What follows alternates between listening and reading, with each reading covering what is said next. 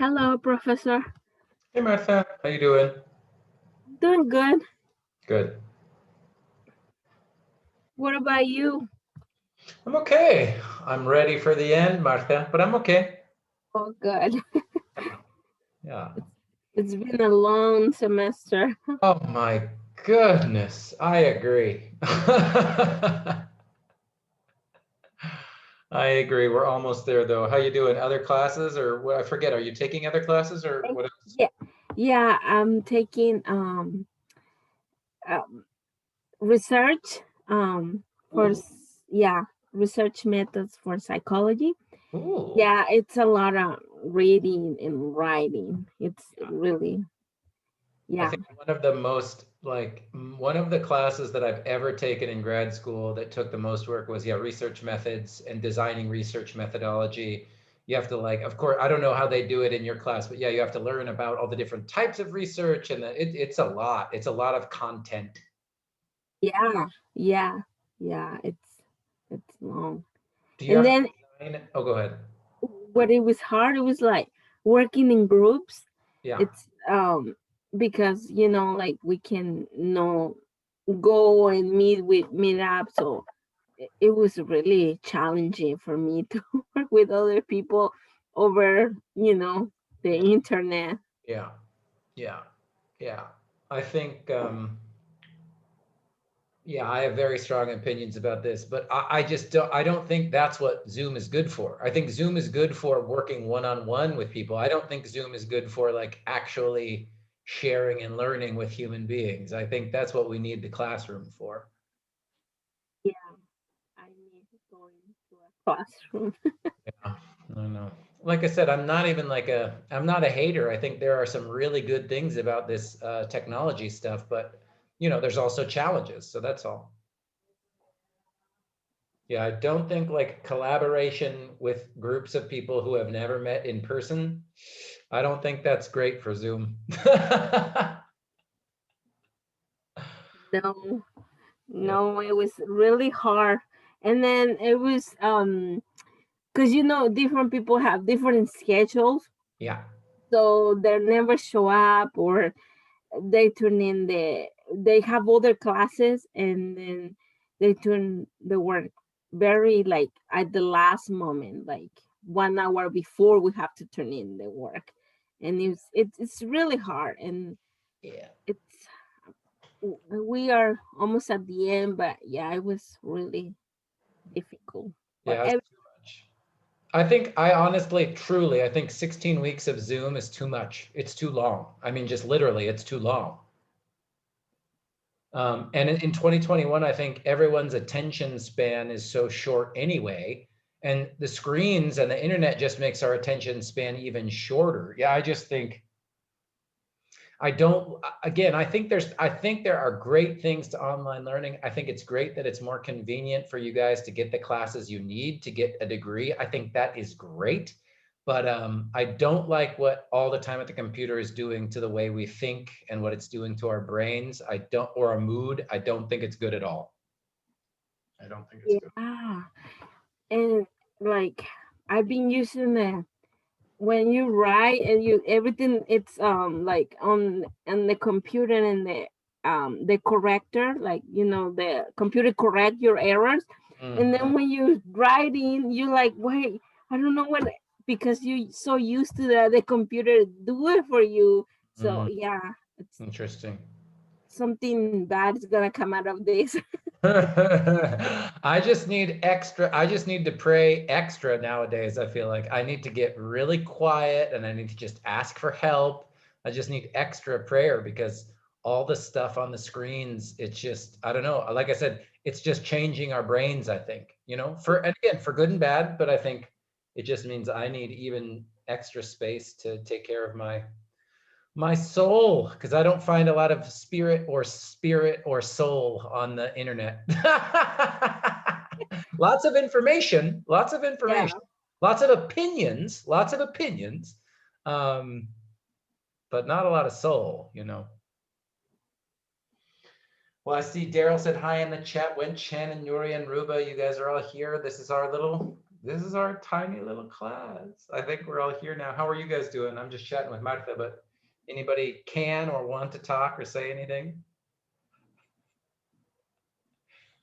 Nope. Which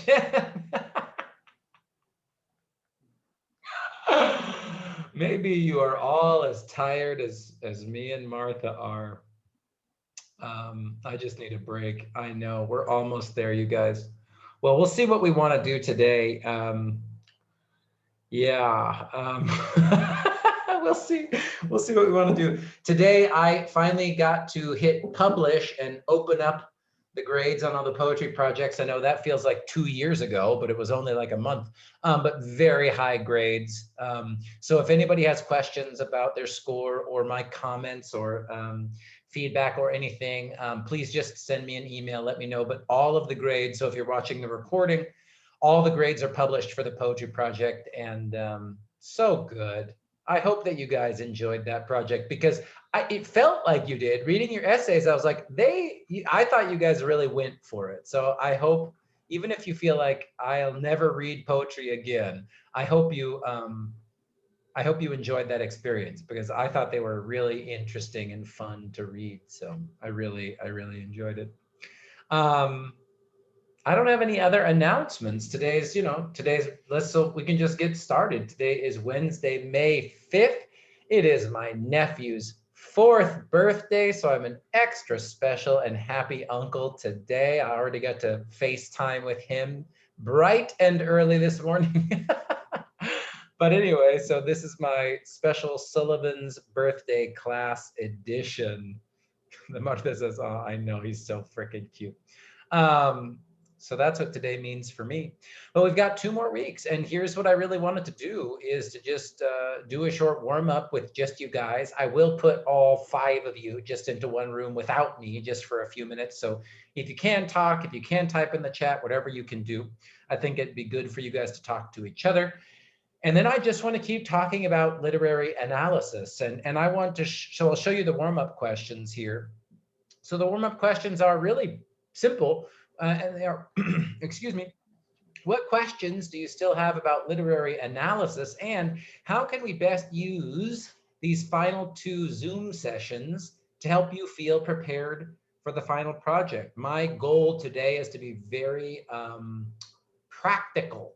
I don't have a big lecture or anything really specific prepared. I do have some ideas, but I first want to hear how you're feeling and what you need, excuse me, what you need for the final project, because that's the only thing that's coming up. So I do want to put you into one group to talk to each other and then come back and you guys can tell me, but do these make sense? These 2 questions I want you to talk to with each other?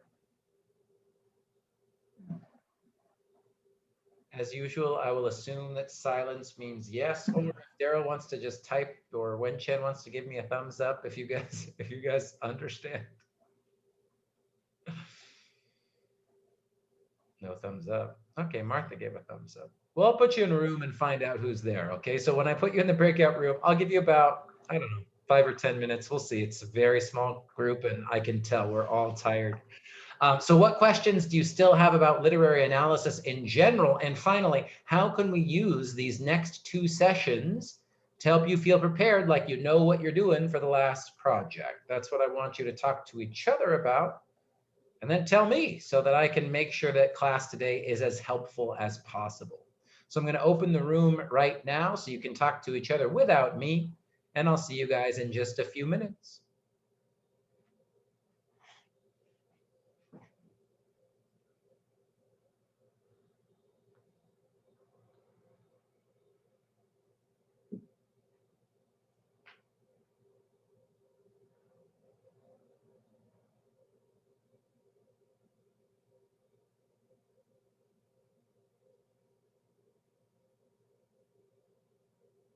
And Daryl, if you're still there, maybe even if you can't type or talk in the group, at least it'd be good if you can join and listen to them. So if you're still there.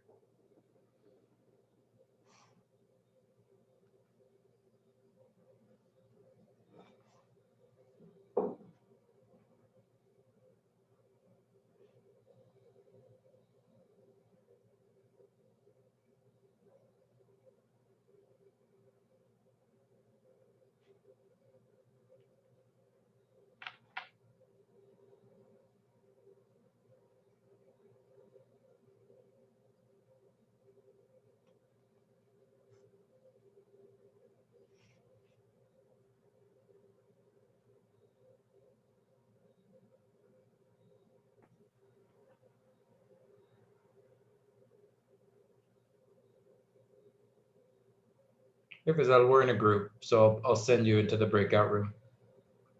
Okay, Professor. Thanks.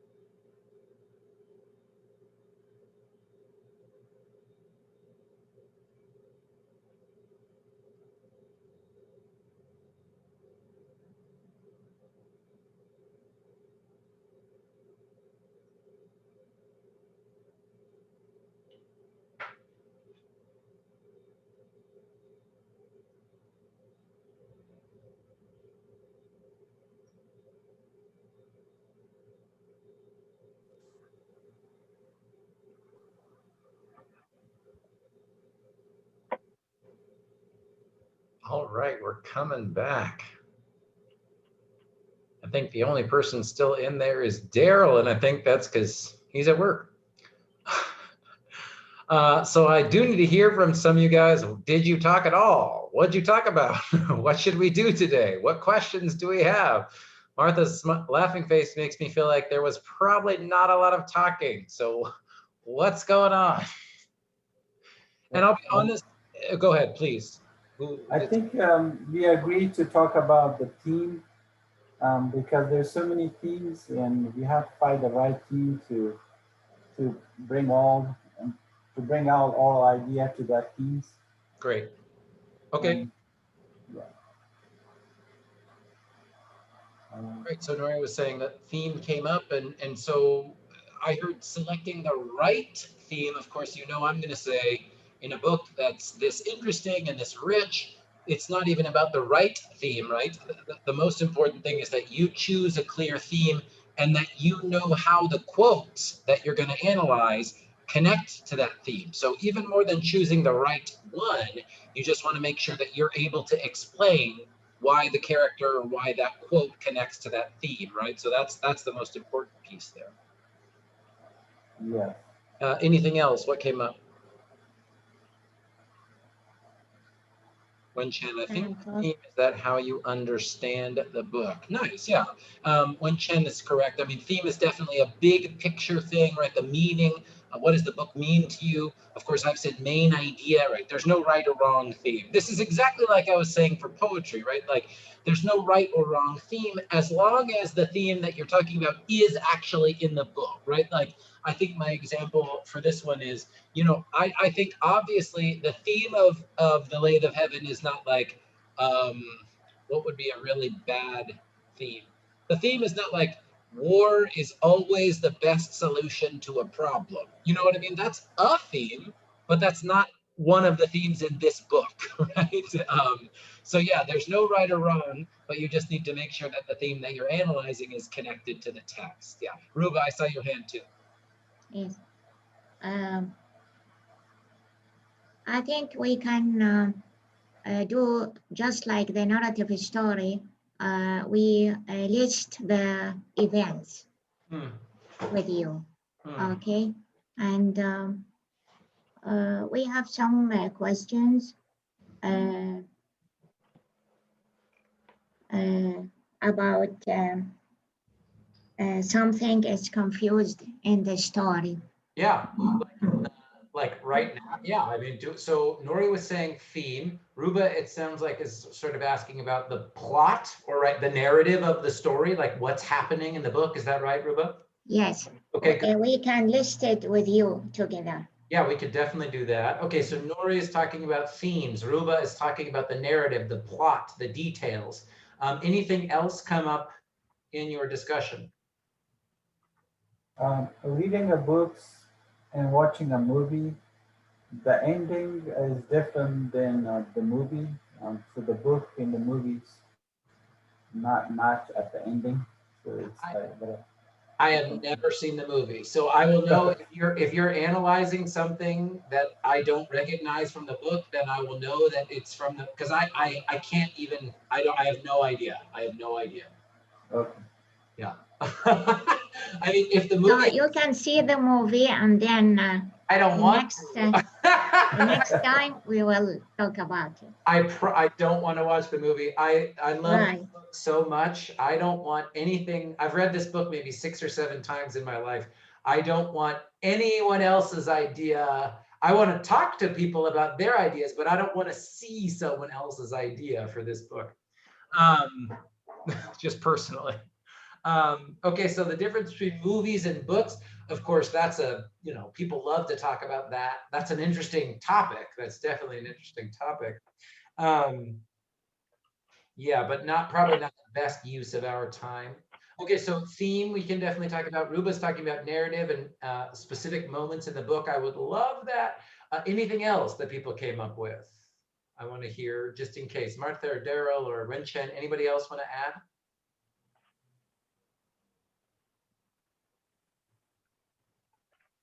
Cool.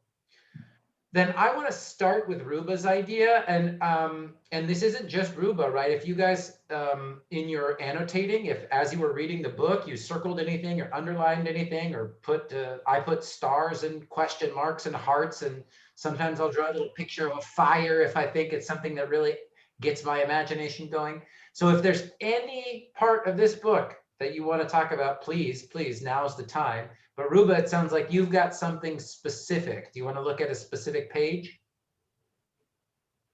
Yes, about specific page, I have one, Which but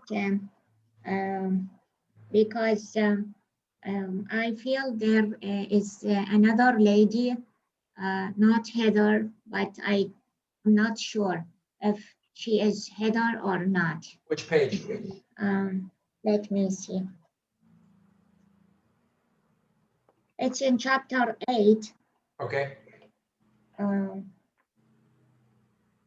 Yeah, I didn't understand the first 2 pages from chapter 8, and and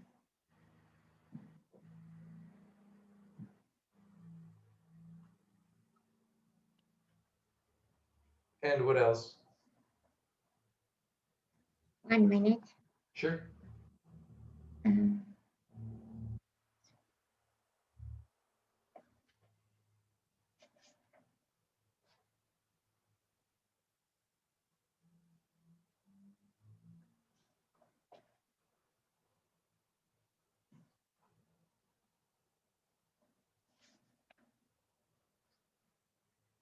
On page 116.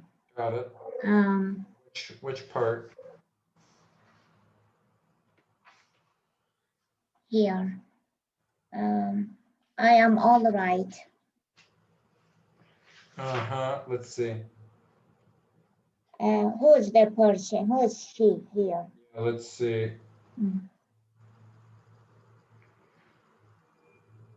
Anybody have thoughts, or has anybody even read this far, or I don't know where you're at. Otherwise, I can just, you guys can just listen to me talk to Ruba. That's fine too.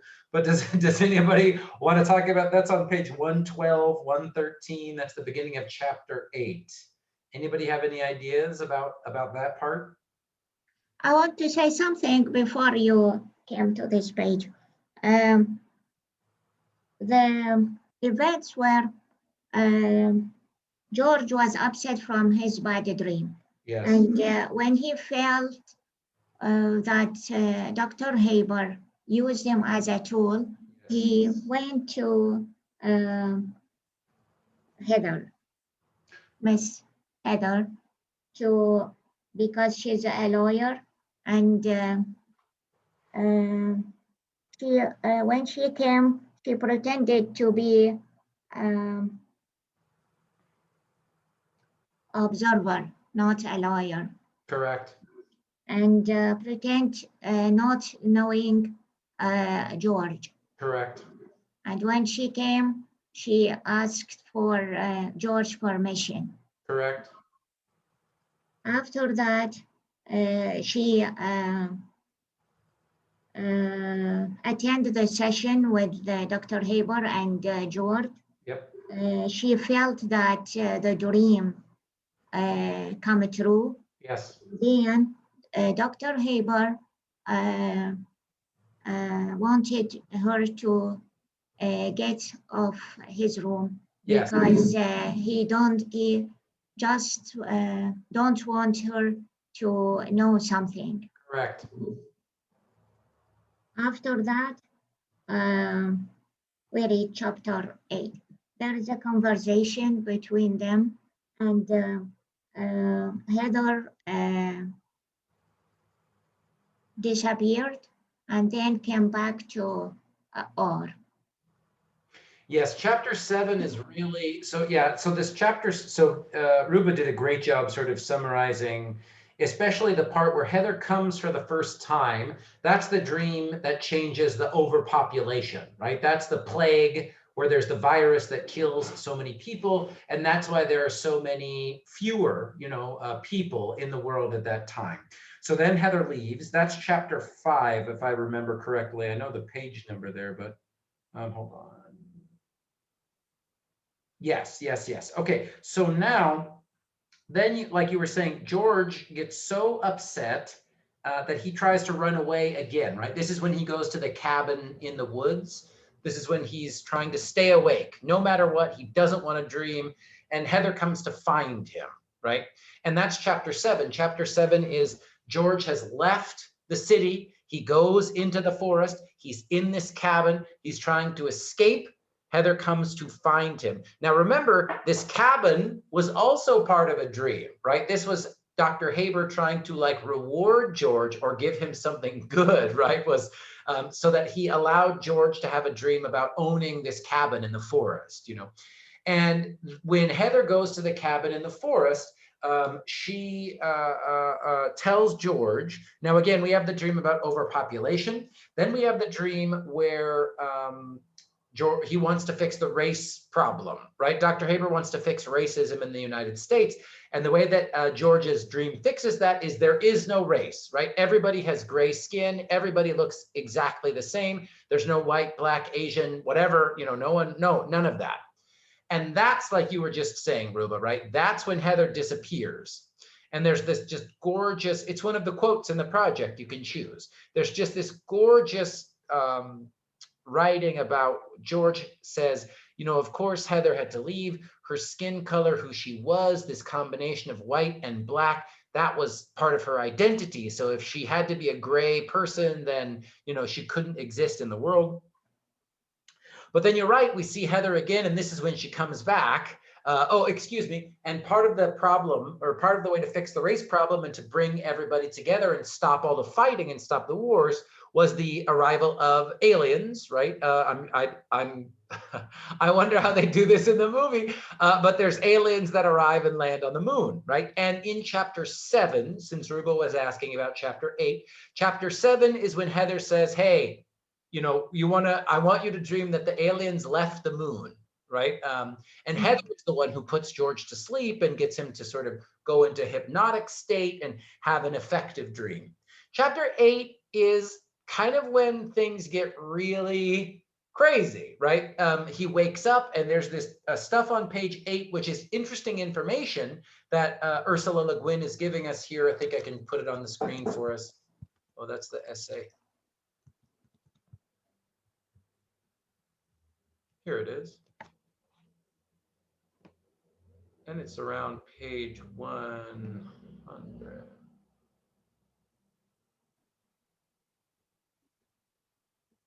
This one, chapter 8.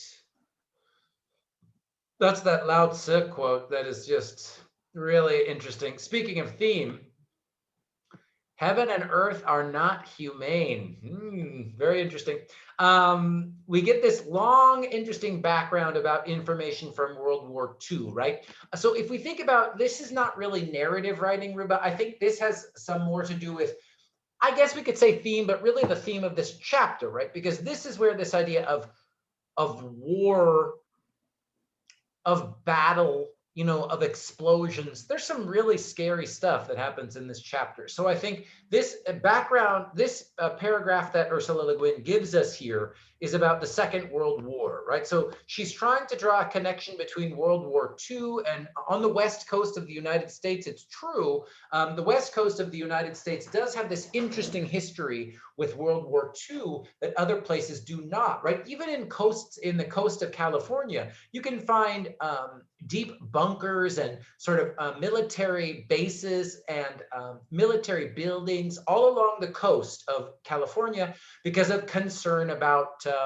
Japan, because of concern about being attacked from the east coming over to the west coast. So this first paragraph, Ruba, is sort of giving some background, connecting the history, real history of World War II, and then she's sort of making up this new history that's connecting sort of the setting of Oregon to the plot that's taking place sort of as the aliens land, right? As the aliens land. So it's not even that all of this is, like, what would I say about this? Like you were saying, what's going on at the beginning of chapter 8? This paragraph especially, this is something, this type of writing is sort of something between theme and setting. Almost in a way, these paragraphs are giving us the setting, right? Because the setting changes in this book so much, because George's dreams literally change reality, often Ursula Le Guin has to give us or explain or retell us what the setting is. So this sort of scary section of the book is to sort of explain what's going on, right? Like bombs are dropping, there's a war going on. Oregon is not this, beautiful forest city anymore, or especially after overpopulation, where some of the big tall buildings disappeared. Now it's, things on fire and bombs being dropped, and there's this horrible Portland, this part was not directly hit, but an errant nuclear warhead, AABM, striking Mount Hood near the old crater caused the dormant volcano to wake up. Stream and ground tremors ensued at once, and by noon of the first day of the alien invasion, April Fool's Day, a vent had opened on the northwestern side and was in violent eruption. So again, horrifying to me. It's like really, it's great writing. She's a wonderful, amazing writer. But the setting that she's describing here, it is horrifying. I mean, this chapter really is, until the very end, where we see Dr. Haber's dream, which is, yeah, we could talk about that for a long time. This chapter 8 is really intense, right? There's some really intense things, and it feels sort of very life or death. And that's why at the end of the chapter, when George tells Dr. Haber how to solve this, right? How we can make peace with the aliens, it feels like a big relief. It feels like a big shift, because the beginning of this chapter is so scary, so scary, right? So instead of human beings fighting each other, the human beings started to get along, but instead the aliens came to Earth, and the humans decided that they wanted to fight the aliens, right? The humans banded together in their hatred of the aliens. So again, thinking of theme, right? So that was a long answer to Ruba's question. But I would say at the beginning of this chapter, what is she doing? She's explaining how the setting for this book has changed again. She's describing the setting. She's describing what is taking place in this chapter at this time. And then if we want to think about theme, like Nori was talking about, war and peace is a big theme, right? There's all this stuff about the humans are at war, the humans are fighting, countries are banding together, Near East and Far East, and Europe versus Eurasia, and there's all this stuff here. And then when Dr. Haber tells George to have a dream that the world is at peace, well, what does the author do? The author sort of gives us this setting where now human beings make peace, but only because they hate and they're afraid of the aliens. They want to kill and destroy the aliens. Now, thematically, we could talk about, like, what does that mean? Like, what does that mean about the author's opinions about human beings, or the author's opinions about war, right? And I think, so we don't have to go into that idea now, right? War and peace is not really one of the, it's not one of the themes that I put in the slide. Of course, you could choose to do that. You could talk about war and peace. But I just wanted to mention that now to say, these pages where she's describing the setting, or where she's describing characters in a good book, truly in a good book, whether that's fiction or nonfiction, but especially in fiction, in a good book, all of those things, the plot, the setting, the characters, will always have something to say about bigger and deeper ideas, right? So all this stuff about the bombs falling from the sky, Ruba, it's getting you, the reader, into this place where we need to understand why the events that happen in this chapter are important, right? And why are they important to the themes of the book? Does that explain that answer a little bit, Ruba? What's going on the first few pages here?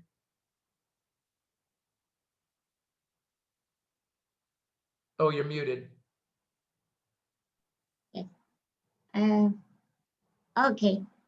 Go on 116. The woman, right? Who's the woman? Yeah, then we get, speaking of this POV, right? So I know that for the essay, right? So then what happens is it's not on this electronic copy that I have for you, but here on page 1. So at the beginning of chapter 8, right? Like Ruba was talking about on page 100 and 116. thank you.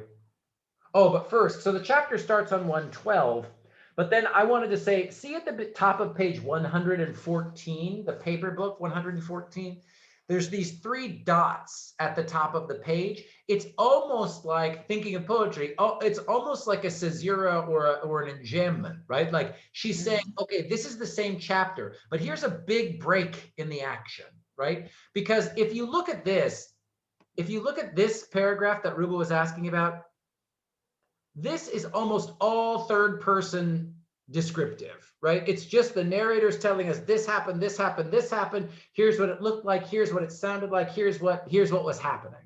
Then we get those 3 dots at the page of 114. And I'm still going to answer your question, Ruba, because if you think about point of view, well, this chapter, chapter 8, we really get it from Dr. Haber's point of view, right? And we get that really right away, right? We get all this, we get an explanation and an image of what Dr. Haber is doing.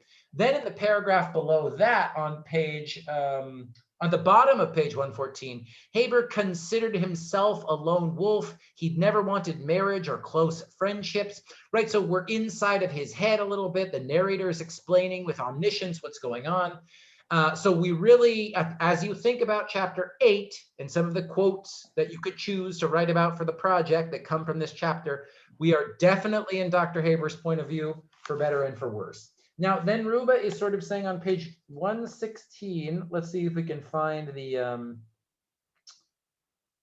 I think, hold on, 116, the quote is, or came limping, I'm at the top of page 116.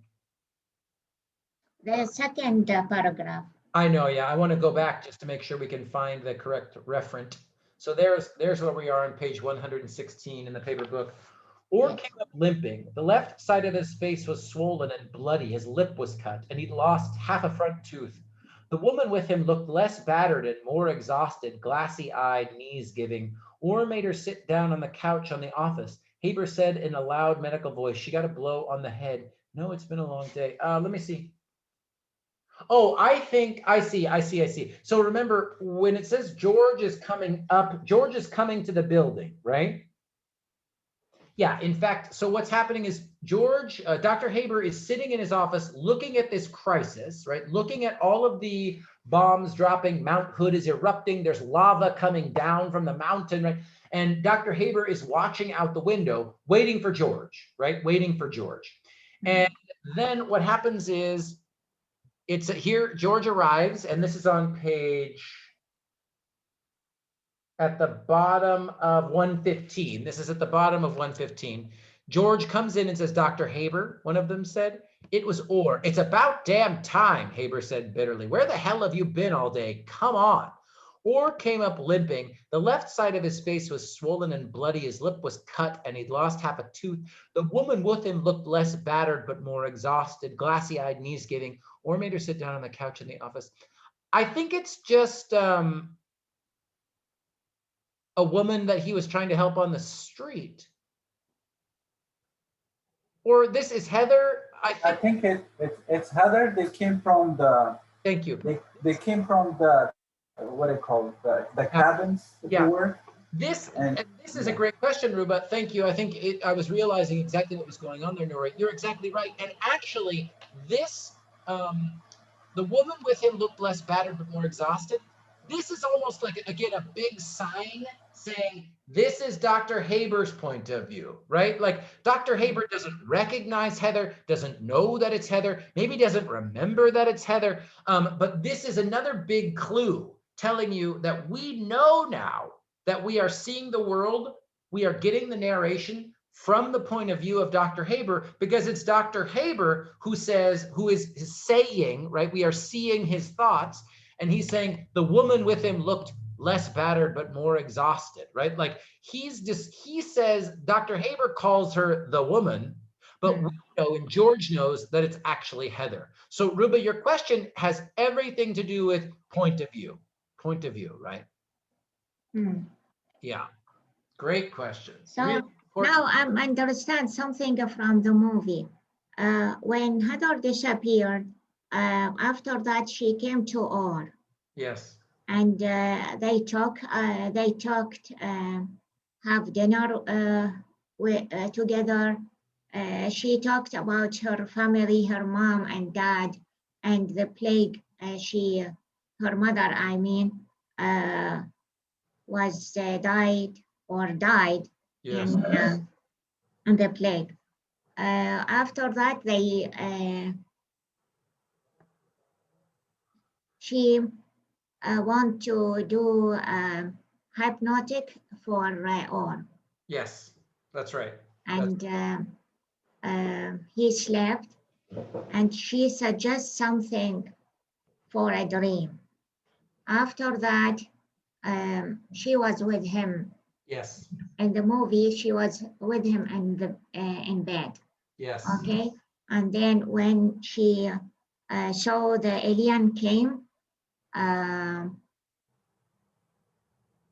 she waked him up, and then they go to Dr. Haber. Yeah. And then Dr. Haber said, "Hey, where are you?"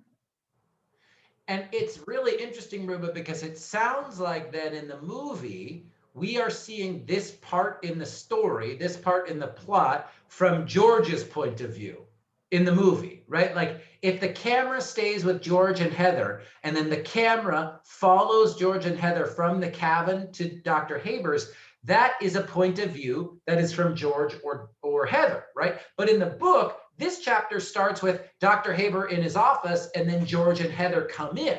So that is a perfect example of why understanding point of view is so important, right? The way that the author gives the point of view really, really, really affects how the reader, or in a movie, how the watcher understands the events in the story. Absolutely. And Dr. Haber did not know that Orr and Heather know each other.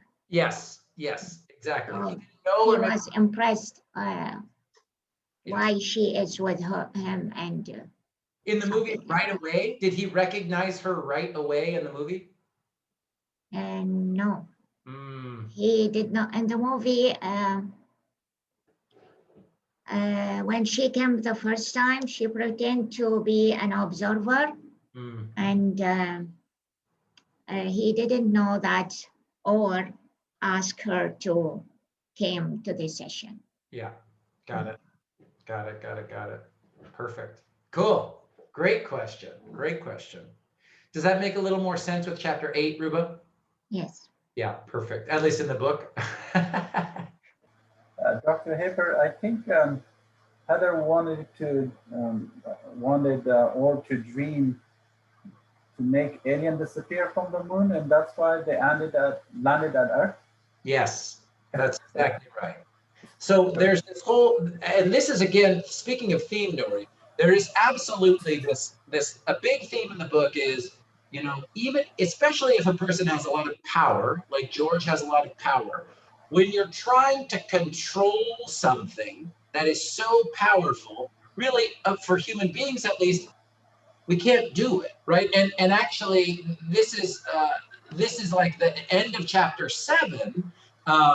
Gives us that clear example, right? George and Heather are trying their best to make the situation better. But of course, the last sentence in chapter 7 says, he had done just what she told him to do. She had told him to dream that the aliens were no longer on the moon. Of course, as chapter 8 begins, right, the aliens aren't on the moon anymore. They're on the planet Earth, right? But of course, that wasn't what Heather intended. That wasn't what she meant when she said the aliens aren't on the moon anymore. We could guess she meant that they're gone, they disappeared, they're not a threat, whatever. But I think, Nori, you were talking about themes. I think this idea of control and not controlling, and again, action and inaction is really important, because she wanted to take it, they both did. They wanted to take an action to say, okay, the aliens aren't on the moon anymore. Well, as we find out in chapter 8, They aren't on the moon anymore, but now we have a whole different situation, a whole different problem that, you know, then they try and fix in chapter 8. So again, that's more like plot. That's a little. That was a little bit of plot stuff and a little bit of theme stuff there, though. But yeah, that's what's going on from chapter 7 to chapter 8. Any other plot questions? I love it. Like, what's going on this page? I love these. This is really important. And again, people watching the recording, say thank you to Ruba, say thank you to Nori and everybody for explaining the plot and making sure you guys understand. But maybe the movie helped you understand the plot too. I'm not sure. Any other plot stuff or setting stuff? Yeah, please. Question. The last chapter, I think, was chapter 11. Yeah. The beginning of, I think, chapter 11. It was Dr. Haber was when or see Dr. Haber. Yeah. Dr. Haber was not in good condition. Yeah. He was. I don't know if he recognized it or there was a lot of confusion, like what happened to him, like he has no ability to do any green stuff. Yeah.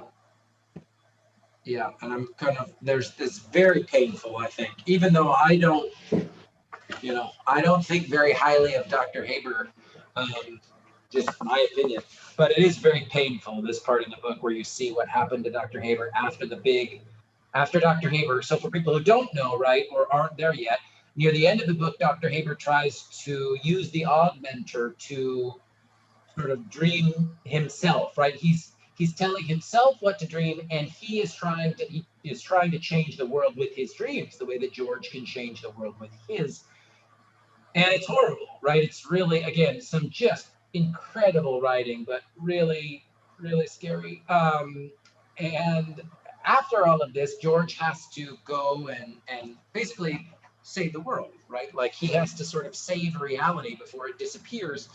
And after this experience, Dr. Haber is broken, right? And we see it on these pages here. Where is this? This is page 150. So it must be near the very, very end. This one.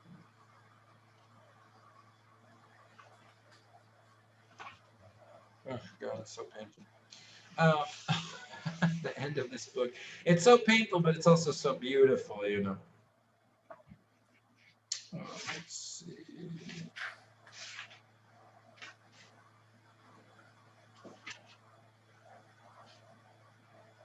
It is chapter 11, just like Nori said, but the quote I wanted to show you here is, it's on page 180, very, very, very near the end of the book.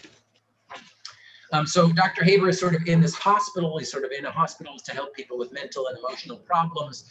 And we get this explanation, this description. Haber was thin. The blue and white pajamas hung lank on him. His hair and beard were cut shorter, but were well cared for and neat. He sat on the bed and stared at the void. Dr. Haber, Orr said, but his voice failed. He felt excruciating pity and fear. He knew what Haber was looking at. He had seen it himself. He was looking at the world after April 1998. He was looking at the world as misunderstood by the mind, the bad dream. There is a bird in a poem by T.S. Eliot who says that mankind cannot bear very much reality, but the bird is mistaken. A man can endure the entire weight of the universe for 80 years. It is unreality that he cannot bear. Haber was lost. He had lost touch. So to me, pure theme. Like, so Nori, is your question here about the plot and the setting, or just about the meaning and the theme? What was this part that was interesting to you?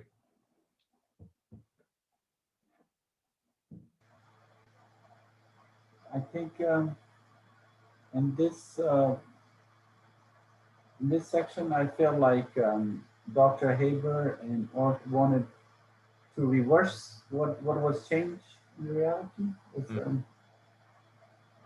But I don't know, nobody, they really want to go back, or they're happy where they're at. That's it. So I'm not sure but well, it looked like. and this is absolutely a theme question. We can open this up to anybody. What does Dr. Haber want? Period. Let's even go back to from the beginning of the book. What does Dr. Haber want?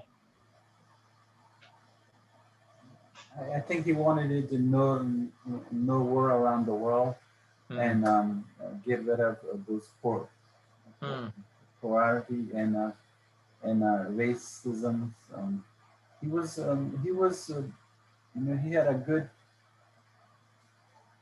He wanted a good stuff, but and he got crazy about changing the. Okay, interesting. So I'm gonna. What I heard there, Nuri was giving good examples, and racism, and wars. So we could say, in that case, would you say Dr. Haber wanted to help people, help the planet? Yeah.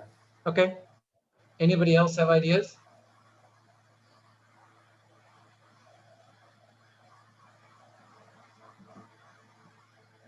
For me, now just for me, I think that's fine. I forget what chapter it's in, but when I think it's chapter 3 or 4, when George first meets Heather at the law office, he sort of goes out of his way to say, right, Dr. Haber's not a bad man. He has good intentions. Even George is sort of saying some of those things. But personally, for me, by the end of the book, I think it's clear that what Dr. Haber wants really is power. Dr. Haber wants to be the one who makes the decisions. Dr. Haber really thinks that he knows what is best for everybody. And he also, if we combine that with this, for me, a theme of action and inaction, Dr. Haber is absolutely an action person, right? He really thinks that the way to make things better is to change everything, to take action, to do things. And he really believes that he is the person who knows what to do. Now, if we think about characters and foils, right, opposite characters that reveal different characteristics of each other, George is the opposite. George is much more of a peace-oriented person. George, again, at times too much, does too little, doesn't want to do anything, wants to just wait and let things happen naturally. And even Dr. Haber and George talk about this and kind of have fights about it, right? Like, I think Dr. Haber at one time says, you've got a very, like Asian, you've got a very Eastern perspective on the world, a very Buddhist perspective on the world. So I think Dr. Haber, what he really wanted was power. And of course, I think the other thing that I love about this book is these quotes that I've highlighted here about reality and unreality. I think for me, of course, it brings up questions of human beings' place in the world, right? And whether that means human beings thinking about God and their relationship to God, whether in this book it means human beings thinking about their relationship to the planet Earth, human beings in relationship to science, human beings in relationship, in this case, to any possible life outside of Earth. The author here uses aliens, I think, as a way for human beings to think about something outside of themselves. But I think for Dr. Haber, it's very difficult for him to imagine anything outside of himself, right? I think he really thinks he knows enough to sort of act like a god, right? To change the world into the world that he wants to see. And of course, from the very beginning of the book, this is the opposite of George. George is taking drugs to stop himself dreaming because he strongly believes that he doesn't want to change the world for everyone. He doesn't want that power, right? But then of course, ironically, at the end of the book, he does. He stops Dr. Haber's dream, right? In chapter 11, we get that gorgeous quote where he says, I feel like my whole life, the whole meaning of my life was to press one button to stop the augmenter. So by the end of the book, it sort of flips and George has to decide, you know what, and he leaves Heather, right? And he says, I'm going to go, I've got to stop Dr. Haber, right? So I think these themes of action and inaction and human beings' power and lack of power, or human versus God, even a little bit. I think all of those are the themes that George is trying his best for the whole book to think about them. Maybe think about it too much. George probably thinks too much instead of taking action, right?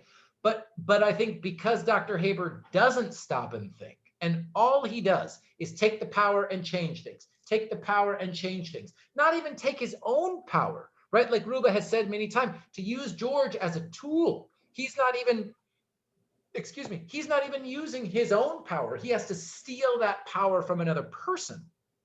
I think it really brings up very, very important questions for human beings. And I think these are important questions for all of time, but especially now. This book is 40, 50 years old with technology that we have now. I was listening to a podcast today in the morning before office hours and grading, all about, humans are almost able now to change genetics and change their genes so that we could sort of create not just individual characteristics, right? Like, we've had for a while the technology to give a baby blue eyes or green eyes or whatever, but almost to like design every aspect of the human being, right? Now, this is in the context of that, of this book and the themes in this book. Okay, that exists, right? That knowledge exists. That science exists.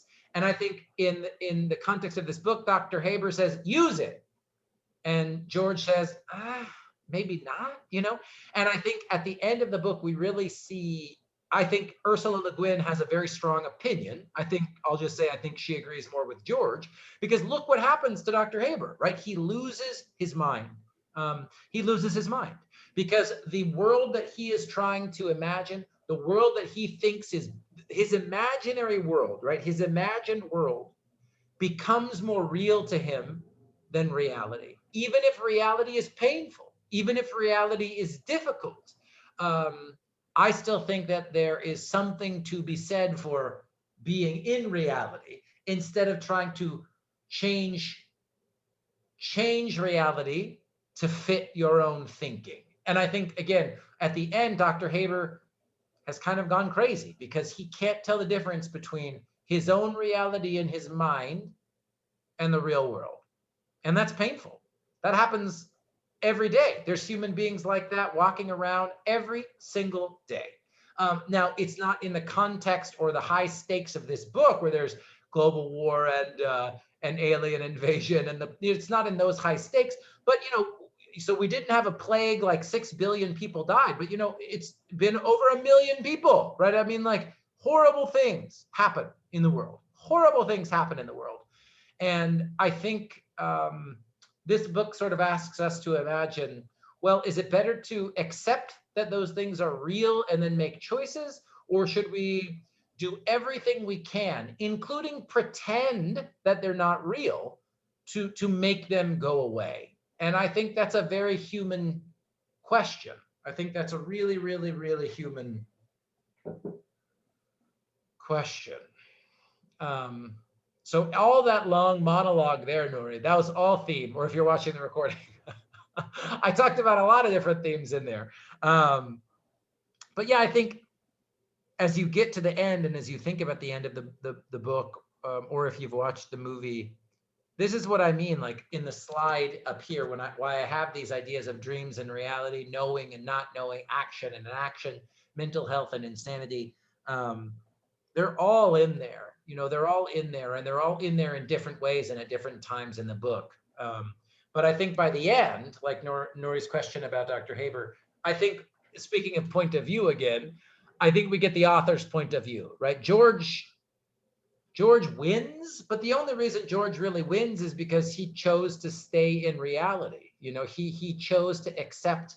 I already told you guys one of my favorite quotes in life is at the beginning of chapter 3. I think I read it last week.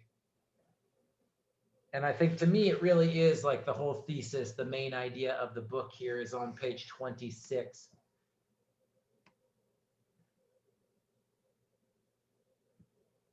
And it's this, at the beginning. This is called the epigraph at the beginning of a book or a novel or chapter, whatever. Those whom heaven helps, we call the sons of heaven. They do not learn this by learning. They do not work it by working. They do not reason it by using reason. This part, to let understanding stop at what cannot be understood is a high attainment. Those who cannot do it will be destroyed on the lathe of heaven. Dr. Haber is destroyed on the lathe of heaven, right? He can't stop. He won't stop. He really thinks he understands better. He really thinks he understands how everything should be. He really understands what should be. And even without talking about God, or especially because Ursula Le Guin is an American author, especially without talking about Christian God, this book is sort of coming down to say, it's not really for humans. You know, like there are some things humans can never know. There is some knowledge that you can't reach. And to reach that point and say, this is all I know, or this is all I can know, or this is all I can do, is a great attainment, you know, a high attainment. And if you can't, you know, bad things can happen. Painful things can happen. And for me, just a little, and then I'd love to hear, I'm just lecturing now, which I almost never do. It feels very strange, but I do love this book. I mean, I could just talk about it for 2 hours. But for me, I will tell you guys why I love this book and why I use it to teach is, for a long time, I think that I was more like Dr. Haber. I think that I was more like, we need to figure out what's wrong. It's our responsibility to fix it. We have to understand everything. And more and more, especially in the last year, especially with COVID, especially for people who don't know, you know, my mom died of COVID in December. I will never understand why that happened. Do you know what I mean? Why did my mom die in December? I don't know. People, of course, I know some of you in this class, people have lost parents. Why do people die of cancer? Why do we don't know? You know what I mean? Like, we will never know why. We will never understand. And I think as I get older, I feel like much more peaceful with George's perspective, right? Like, it's okay to say we don't know and we can't control it. And if we're not harming other people, that's okay. And again, at the beginning of the book, George is so worried because he kills his aunt, right? Like he's worried about harming other people. George is willing to hurt himself to take these drugs if it means that he won't hurt other people. Dr. Haber doesn't care. Dr. Haber doesn't care if other people are hurt, right?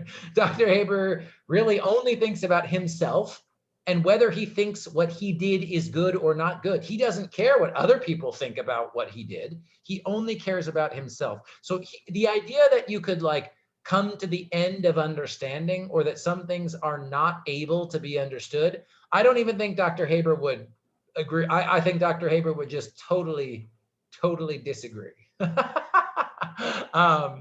And again, that's just a little bit about me. Why I love this book is I think I used to be a Dr. Haber, and I feel like over time I sort of come to understand what Ursula Le Guin is getting at here, to say, it's okay, man. Some things aren't for us to understand. And whether you believe in God or not, or whether you follow one religion or a different religion or whatever, I think for many people, religion is a place to say, well, that's God's business. That's not my business, right? Or, you know, in this case, it says the lathe of heaven, right? That's up to the universe, that whatever, but it's not me, right? Please, not me, because I'm just one little human being. I'm just one very smart, great ape that happened to learn how to communicate and speak language and develop societies. You know what I mean? I'm just one little dude. Just one little dude. Professor Jeff, so when you go back to the team that you recommend, like dream versus reality. Sure. So if I take that team, how do I compare reality to dream? Because they're all kind of the same. How do you make it? How do you make differentials? Well, forget about the book for a second, Nori. How would you do it in real life? I love this book because it asks a really deep question about something that I think sometimes people don't even think about it. Like, every night you dream. Every single night, human beings dream, even if you don't remember the dreams. So forget about the book for a second. What would you say, Nori? Do you think that the dream world is important? Not important? Like, what do you think? Oh, yeah, I'm trying to understand, like, dream versus reality. Like you say, everybody dreams, but the reality stay the same, right? But in this book, the reality changed because of the dream. Um, uh, yeah, I'm a little lost about it. Good, I love it. Um, Yeah, you're right where you need to be. It's I think for literature, it's your job to get lost in the woods a little bit, and then it's my job to help you come back. So, okay, here's my question though, and maybe this sounds like a stupid question, but I don't care. Are dreams real? no, Okay, but are they real in that they happen? yes. So if they happen, aren't they real? Are dreams reality? Okay, I don't know, probably not. But are dreams real? Do dreams exist? Yes. Okay, what are dreams for? Uh, I guess it's just a mental states that whatever goes in your mind. Sometimes it happens. It's a human nature, I believe. Okay. Do you, and I know, of course, in art and music, religion, all these lots of different places throughout human history, um, dreams are very important. Human beings are kind of obsessed with dreams. Do you feel like, so, and this could be for anybody, not just Nori, but do you feel like even though dreams don't become reality, can dreams change or influence reality? Can dreams affect people who then go change their reality because of their dream? If they have the ability, yes. I mean, it depends. Yeah. Mm. If I have a good dream that is good for everybody and good for society and people, I think it. Do you, did you, and have you guys ever, it's very American now, but Dr. Martin Luther King and the I Have a Dream speech, does that mean anything to you guys? Oh yeah. Ruba, do you know this speech? What about? Martin Luther King, I Have a Dream. Do you know this? No. I'll play it. Even if you, I mean, it's, for me, now again, I'm coming from a very this is a very American cultural perspective here. But, you know, for me, I was born in 1982. Being born in the US in 1982, you know, we grew up with, Daryl says he's heard of it. Okay, hold on.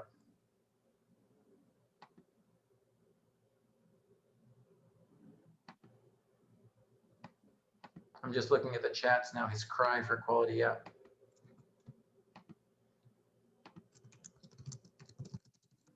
This speech, I'm not going to play the whole thing, but 6 minutes. Yeah, 6 minutes is good.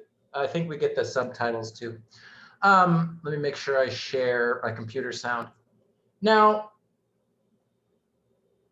what do I want to say? This speech is 1963. Okay, almost 60 years ago. Not very long ago.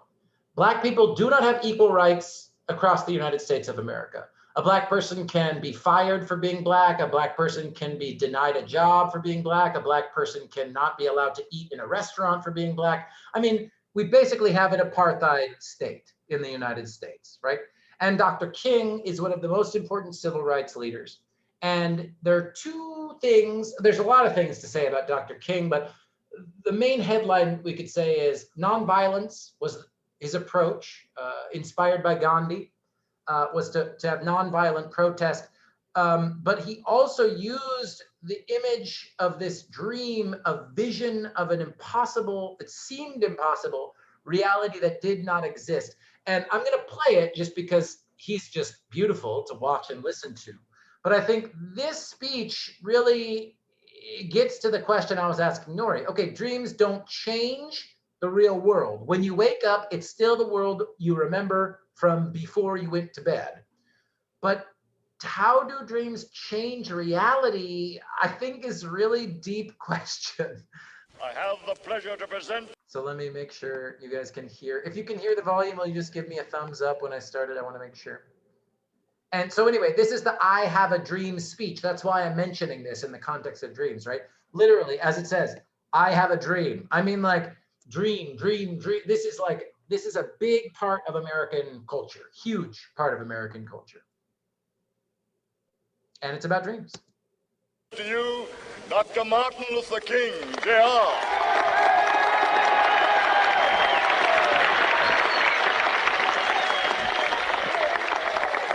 I am happy to join with you today in what will go down in history as the greatest demonstration for freedom in the history of our nation.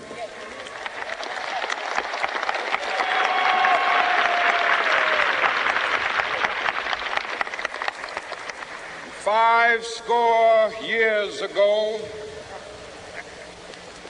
a great American in whose symbolic shadow we stand today signed the Emancipation Proclamation. This momentous decree came as a great beacon light of hope to millions of Negro slaves who had been seared in the flames of withering injustice. It came as a joyous daybreak to end the long night of their captivity. But 100 years later, the Negro still is not free. 100 years later, the life of the Negro is still sadly crippled by the manacles of segregation and the chains of discrimination. 100 years later, the Negro lives on a lonely island of poverty. I have a dream that one day this nation will rise up and live out the true meaning of its creed. We hold these truths to be self-evident, that all men are created equal.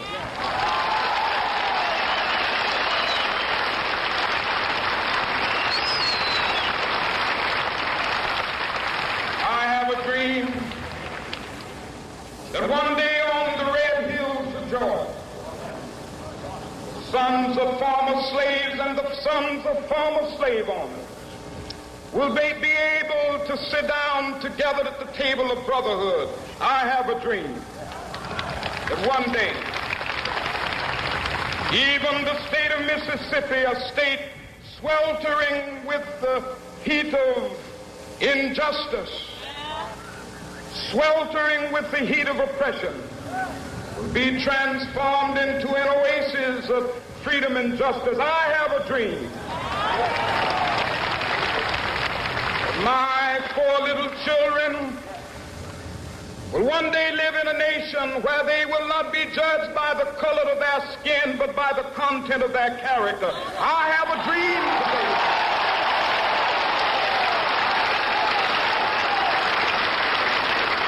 I have a dream that one day, down in Alabama with its vicious racists, with its governor having his lips dripping with the words of interposition and nullification.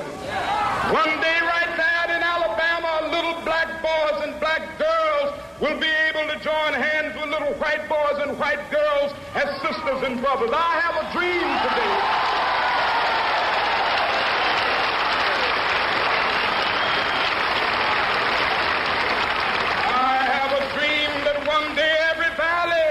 Exalted. And every hill and mountain shall be made low, the rough places will be made plain, and the crooked places will be made straight, and the glory of the Lord shall be revealed, and all flesh shall see it together. This is our hope. This is the faith that I go back to the South with. With this faith, we will be able to hew out of the mountain of despair a stone of hope. With this faith, we will be able to transform the jangling discords of our nation into a beautiful symphony of brotherhood. With this faith, We will be able to work together, to pray together, to struggle together, to go to jail together, to stand up for freedom together, knowing that we will be free one day.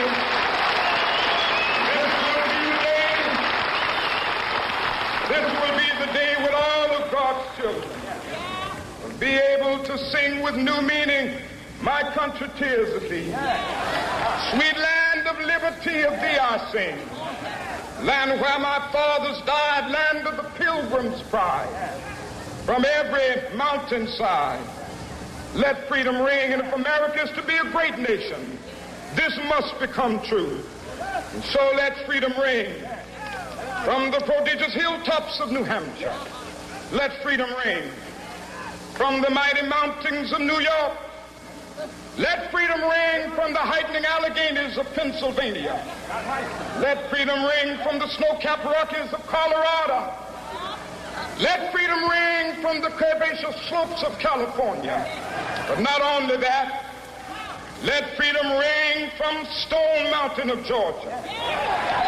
Let freedom ring from Lookout Mountain of Tennessee. Let freedom ring from every hill and molehill of Mississippi, from every mountainside. Let freedom ring, and when it happens, when we allow freedom ring, when we let it ring from every village and every hamlet, from every state and every city, we will be able to speed up that day when all of God's children, black men and white men, Jews and Gentiles, Protestants and Catholics, will be able to join hands and sing in the words of the old Negro spiritual, free at last, thank God Almighty, we are free at last.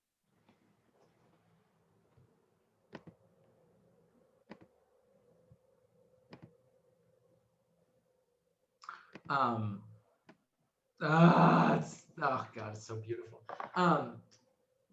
But anyway, I think for me as an American, that moment, that speech is such an important moment in American history. But certainly, I think it is just an important moment in American history. And yet, I also think it's very, very important in this context of this book, and I think in the context of our human lives, about dreams. Dreams don't change reality, but of course, in a certain way they do, right? Like less than 60 years later, the first Black president is elected in the United States, right? Less than 3 years later, the Civil Rights Act passes and Blacks are allowed to vote. Do you know what I mean? Like, so did Dr. King's dream, the dream that he shared in that speech, did it change reality in the way that George Orr's dreams change reality in the book? No. But did his dreams change reality? Kind of. You know what I mean? And I think this is what I love about this book. And if people think it's too abstract or it's too difficult, then you can choose to write about any of the other themes in the book, right? But I think dreams are such an important part of our life, especially for ESL students. If you're in 350 or 340, so many essays I've read people saying, I have a dream, I have a dream, I have a dream of a better education, a dream of a better life, a dream of a better job, you know, and okay, sometimes a dream is a synonym for goal, and that's a little bit different than, you know, the sort of collection of images and language processing that happens in our subconscious mind when we're sleeping. But I do think there's something really powerful to this idea of what's real and what's not real. And are your dreams real or not real? And do dreams change reality or not? Because if you asked me to choose, okay, Jeff, like, did Dr. King's dream change reality? I do think so. Like I said, is it the same way as in the book? Not really. But I really do think that is an example, a very famous and sort of dramatic example, but where dreams change reality, because then reality starts to reflect the dream. We're almost working backwards, right? Like, you have to have a vision, you have to have a dream before you can actually make your life match the dream. Now, that's really tricky in the context of this book, because Dr. Haber has a vision, right? Dr. Haber believes that he knows what is right for all human beings on the planet Earth. But I don't think that's the same thing as the dream. I really don't. I think that's the difference between Dr. Haber's desire for power, and I don't know what George's desire for. Peace, stillness, acceptance, obviously love, you know, his connection to Heather. I don't know. Anyway, any thoughts on Dr. King or that example of dreams, dreams and reality there? Nori, your question, I went off on a totally different direction, but does what I'm getting at make sense? Even if you agree or disagree, does it make sense? Yes, I agree with you. I think Dr. Martin Luther King dream come true when it comes to equality. You know, there's like he dreamed that Black and white men can sit on the same table and sit in the same restaurant and eat together. You know, that's happening today. You know, we have a Black president not too long ago. So there's all, you know, the whatever dream he mentioned, most of them is became true. But like you say, you know, we all have a dream, we all have a goals. We have to work for it. We have to work hard for it. It doesn't not just happen by True. itself. So it needs some hard work to make it come true. But in the book, it was like you say, it just it just happens, you know, without any approach, without any participation. Dream just occurred for all. And then Dr. Hafer was just like you say, was using it with power to change the reality. And maybe in the book, in the context of the book, you know, you do have foils, right? Dr. Haber and George are clearly opposites, right? Like Dr. Haber, like I said, maybe we could say Dr. Haber does too much and George thinks too much, or George doesn't do enough, right? And I do think that this book suggests balance is probably the best approach. But I will say, you know, one big problem in lots of societies in the world is, I'm not disagreeing with anything you said there, Nora, about the difference between a vision and a dream and your goals. You have to work. That's true. That's totally true. But I also think this book asks, like, okay, but work. So here's what this is just my experience now. In my experience, sometimes the work that I have to do means letting things happen.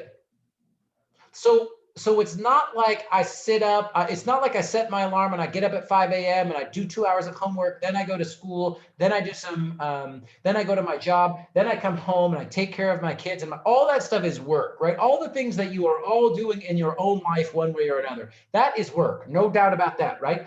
But I think sometimes, especially when life gets really challenging, sometimes it feels to me like the hardest thing to do is to just do nothing and to just accept things and ask for help, ask friends for help and family for help and ask God for help. And I think a lot of people feel like that's not work, right? Allowing things to happen is not work. And I think this book is sort of suggesting that you need both, that action and inaction, both action and inaction, both knowing and not knowing, are work, are actually forms of doing something. Now that's tricky. That's a paradox, right? That sounds like two things that can't be true. But I do think that these two characters and using them as foils to each other is a way for Ursula Le Guin to explore this idea, right? Like I said, like in the case, if anyone here has ever lost a family member, lost a mother, lost a father, what do you do? Do you know what I mean? What can you do? There's nothing to do. But of course, for me, my mom only died 4 months ago. It still feels like a lot of work. Do you know what I mean? Like, it feels like sometimes you just have to let it happen, right? What has to happen? Get silent, get quiet, sit, listen, breathe, pray, ask for help, cry, whatever you got to do, right? Like, and when I'm sitting and not doing anything, something is being done through me or done to me, I feel like. And I think that's what I'm sort of trying to get at with action and inaction. And especially for my Muslim students, I know a little bit about Islam, not a lot, but I think I do know enough about Islam to say, I'm pretty sure this idea of, at a certain point, the individual doesn't do anything, God does it through the individual, right? Like it's the will of God happening through the human being. And I think it's really interesting because Ursula Le Guin doesn't talk about God explicitly in this book, but I think she's getting at ideas that a lot of people think about in context of their religion or their faith in God. Agree or disagree, anybody?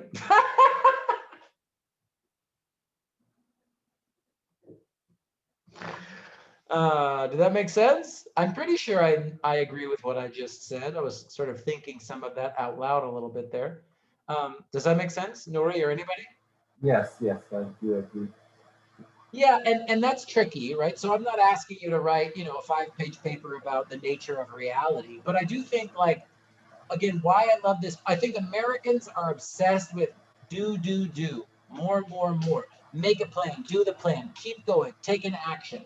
And I think one weakness of us as a society and a culture is to say, sometimes the best thing you can do is take a break, take a nap, let it happen, right? Let the things that are out of your control happen. And I think American society is really bad at that. I think American society is great at other things. I want to be clear here, right? But I think I love this book because you get both, right? Like Dr. Haber is so uniquely American to me. And George is also American, but he represents a really different point of view. And like I said, so much so that in one of those chapters, Dr. Haber's like teasing him, right? He's making fun of him to say, oh, you're sounding like a Buddhist, George. Like, what's going on here? And I think, and again, I think it's really cool because as soon as we start to talk about religion, people can have strong opinions, right? If this book were about Christianity, if this book were like, well, George was a really strong Christian and he believed that Jesus was the Son of God, blah, blah, blah, blah, blah, then some people are it's going to be off-putting, right? And, it will, what will I say? It will, some people will disconnect from that. And what I love is this idea of aliens, right? Even if it seems strange, I think human beings are curious about, like, are we the only ones in the world? Like, what's going on? Where did we come from? So I love that some of the plot, some of the setting in this book is around science and science fiction, right? So all the stuff with the augmenter, the way that our brains work in D sleep, and all that stuff is pure science, right? Then we get the aliens, the sort of like imagination. So we can think through some of these big questions about meaning and life and God and spirituality, but without talking about God and religion, which can make some people feel uncomfortable or angry or agree or disagree. So I think that's another big success of this book and why I like it so much. I saw Daryl posting a comment in the chat. I'm glad that makes sense to you, Daryl.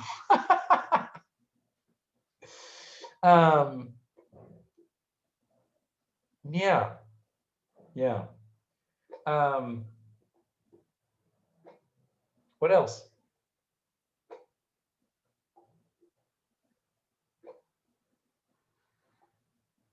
I think you guys can see hopefully why I love literature, right? Why I think humans need art. Not everybody will be an English literature major like I was. Not everyone's going to spend years of their life thinking about literature. But I think art, whether that's visual art or photography, poetry, literature, dance, music, whatever, I think art helps us ask these big questions. When we try to ask it without some help, and like I said, usually it's art or God in my experience, it gets scary. Sometimes these questions, when we ask these questions from a scientific perspective, I think we assume that we should be able to answer every question, and I love this book because it gives us both science and art, right? It does say some questions we do know the answers to. What's going on biochemically inside of a brain when we're dreaming? We do know that, right? But what does that mean? How does that connect to our humanity?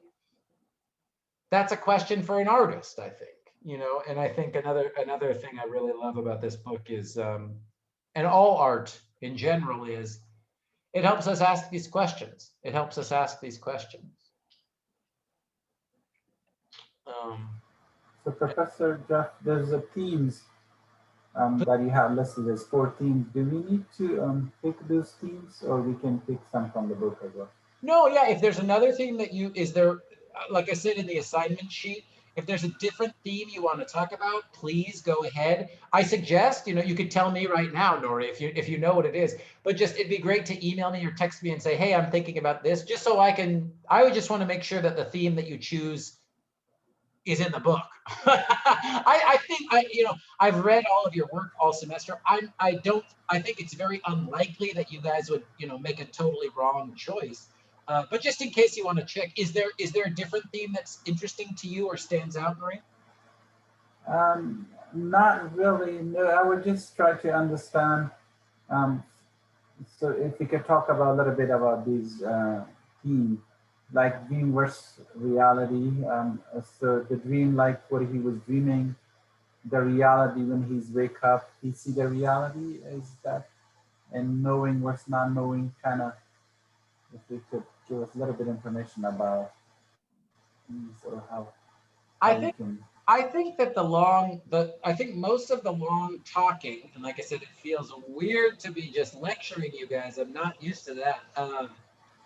But in this lecture that I'm sort of talking through here, I think I've touched on the first 3. I think I've talked about dreams and reality, knowing and not knowing, and action and inaction. I think everything that I've said so far today is connected to some of those things, right? Like dreams and reality. Like I said, this book asks the questions. This book asks the question, what is reality, right? Is it, and what's more real, our dream world or our living world? I guess the other thing I'd say about that, and about reality and dreams and knowing and not knowing, I think I would also add, if we're thinking about science and psychology, that last point about mental health and insanity. I was saying this to a friend recently. Think about, like, Nora, you were talking about dreams and goals. Think about a time in your life when you had a dream, or you had a goal, or you had a plan. And maybe it was really important, and you worked really hard. You were thinking about what you were going to do. You could imagine it, right? You'd wake up in the morning and think about it. You could imagine what would happen. You'd think about what you would do to make it happen, what life would be like when you reached this dream. And then it didn't happen, right? I mean, like, if all of you are in this class, it means you left your home, right? Like, you probably had dreams that involved you being at home, right? So, okay, so some dreams don't happen, right? Some visions don't happen. Some dreams don't happen. But I swear to God, some of the imagination, some of the goals, some of the dreams that I've had in my life, sometimes they seem more real to me than what actually happened, right? Like, the metaphor that I was using with my friend is, if you think about a soccer team, a football team, you know, some players, you know, you have a number of players, they show up for the game, right? Everybody's wearing a uniform. All the players are wearing a uniform. But some players might not go into that game, right? Some players stay on the sideline and don't go onto the field. Some players do. Like I said, those dreams for me, some of the visions or plans or dreams that stayed on the sideline, like, I know them so well. I know exactly what they look like and how tall they were and what color their uniform was and what they wanted to do when they got in the game. But they never happened, right? And I think that's another part, like your question, Nori, about Dr. Haber at the end of the book, and this idea about sanity and insanity, or what's real and what's not real, is, I think this is another thing that happens to humans all the time, right? Our dreams, if they don't happen, sometimes we think about them all the time. They stick with us all the time, and they seem more real than our own reality. And I think that is weird. This is my obsession right now with human beings, this idea of denial, like how human beings can create their own reality. It's crazy to me. I don't have anything deep to say about that one, you guys. Like, I just think it's fascinating that humans can create their own reality in their own minds. And then that reality, that reality in their mind, even though the real world isn't like that, to them, it is real. And I think that's another thing I would add to this discussion about some of the themes in this book, right? Is like, okay, forget about dreams when you're asleep and you have a dream, Nori, but like, think about in your own life, a dream or a goal that you had, you thought about it for a long time, you thought that it would happen, then it doesn't happen. Where did that dream go? Probably you still remember it, but it didn't really happen, but it is real because it lives inside of you and you didn't forget about it. So what is going on there, right? And there's no answer for that question. But I think it's really important. I think it's really important. Because some people, they drive, like Dr. Haber at the end, some people drive themselves crazy with their imagination of the past or their imagination of the future. They can't live in reality. They can't accept the present situation, right? And I think that's another big theme in this book. So whether you want to call that reality or non-reality or sanity or insanity or denial versus acceptance or dream or whatever, dream versus goal, you know what I mean?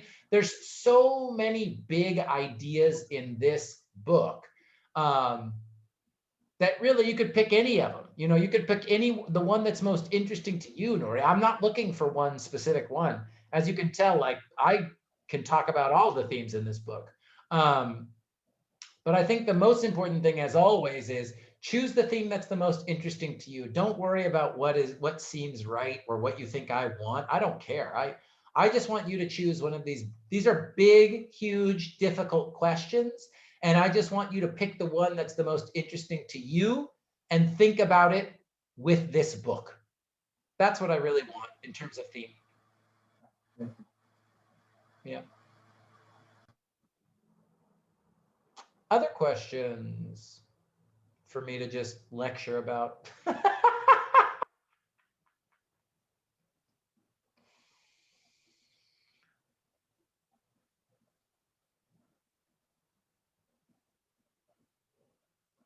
Anything else?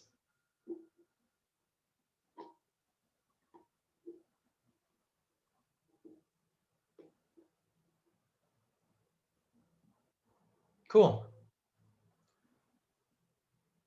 Well, you guys let me know. We've got 25 more minutes, but that feels like more than enough. Those are very big ideas. Those are very dense ideas. So if people have specific questions and they want to look, I mean, if you guys have, I'll stay with you and talk about this book as long as you want, but I don't have anything else that I feel like I need to say about the themes of this book. So today, at least not today, any other specific questions about anything, character analysis or the project or a quote from the book, anything else on your guys' mind?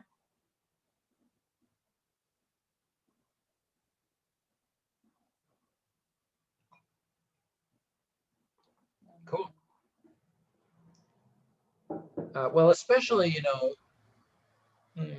not you guys, you're here with me, but if you're watching the recording, you know, if you know what to do with this extra time, I know you know what to do. You might have other classes that need your time more, but the more time you spend with this book, the more time you read and think about it, I think the better your papers will be. I also have a big suggestion, like Nori was thinking about different themes, or Ruba was talking about different characters and setting in the plot. If you guys start your drafts, especially for my regular crew that's here, right? My 6 students that come to Zoom. If you guys have anything drafted for next week, bring it. We can look at what you've got together. Like I said, my dream, my vision for these last 2 classes was to just be as practical as possible, right? Like to really help you feel comfortable with the last project. So today we got to talk about big picture stuff, themes, and ways to think about some of the ideas in this book, right? But next week, if you've got even one of the quote identification, or if you've got even one specific question, bring it. Like, let's talk about it. We can use next week as like a workshop. So like I said, my dream is to make these last 2 Zooms very, very practical and helpful for you when you're writing. So that'd be my invitation. If you've got a draft or any early draft, bring it. We should look at it next week. I think that would be very, very helpful. Other than that, I think we're done for today. Unless, again, people have questions about the book.